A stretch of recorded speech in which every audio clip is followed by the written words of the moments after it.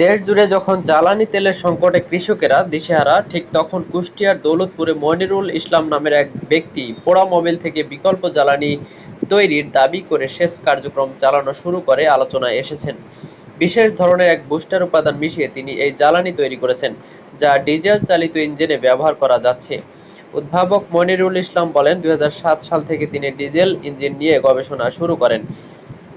সে বিষয়ে শিক্ষকতা করতাম তিনি বলেছিলেন। পরে চাকরি ছেড়ে দিয়ে গবেষণায় মনোনিবেশ করি। চীন সহ বিভিন্ন স্থানে যাওয়ার অভিজ্ঞতাকে কাজে লাগিয়ে দীর্ঘদিনের প্রচেষ্টায় কয়েক মাস আগে এর কার্যকর প্রয়োগের বলেও দাবি করেন তিনি।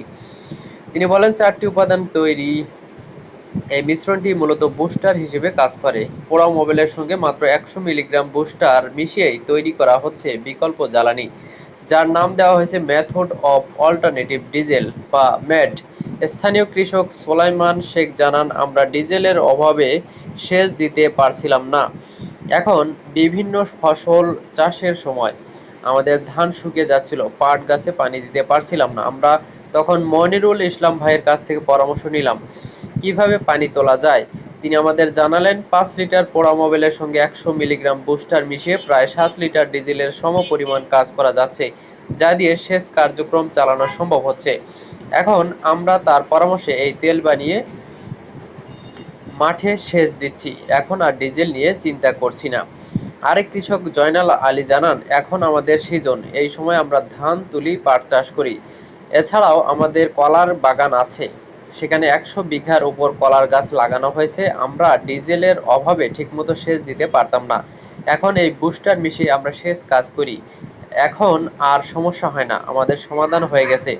তবে এই জ্বালানির দীর্ঘমেয়াদী প্রভাব নিয়ে সতর্ক থাকার কথা বলেছেন হোসেনাবাদ টেকনিক্যাল স্কুল অ্যান্ড কলেজের ফার্ম মেশিনারি বিভাগের ইন্সট্রাক্টর জাহিদুল ইসলাম। তিনি বলেন, এটি সাশ্রয়ী উদ্যোগ হলেও ইঞ্জিনের ক্ষতির ঝুঁকি থাকতে পারে। পরীক্ষামূলক যাচাই ছাড়া এর ব্যবহার নিশ্চিতভাবে বলা সম্ভব নয়। অবশ্যই সংশ্লিষ্ট সরকারি অফিস কর্তৃক যাচাই বাছাই করেই এটি ব্যবহার করা উচিত।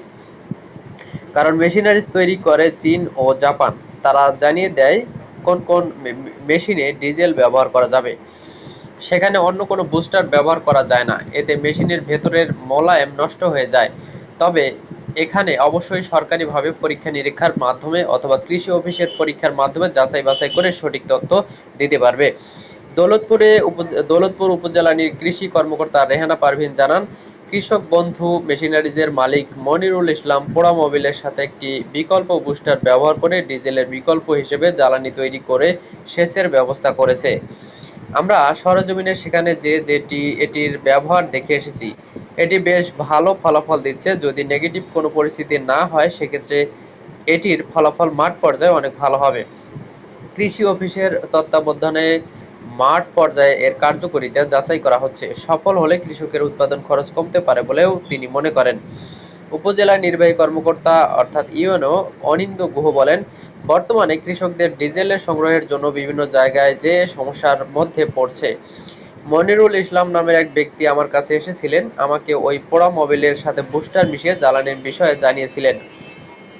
এটি একটি ভালো বিষয়। কৃষকদের খরচ কমবে, সাশ্রয় হবে। ডিজেলের সংকটের প্রেক্ষাপটে এই ধরনের উদ্যোগ সম্ভাবনাময়। তবে এটি ব্যবহারে নেগেটিভ কিছু হবে কিনা তা আমরা কৃষি অফিসকে দেখভালের জন্য বলেছি।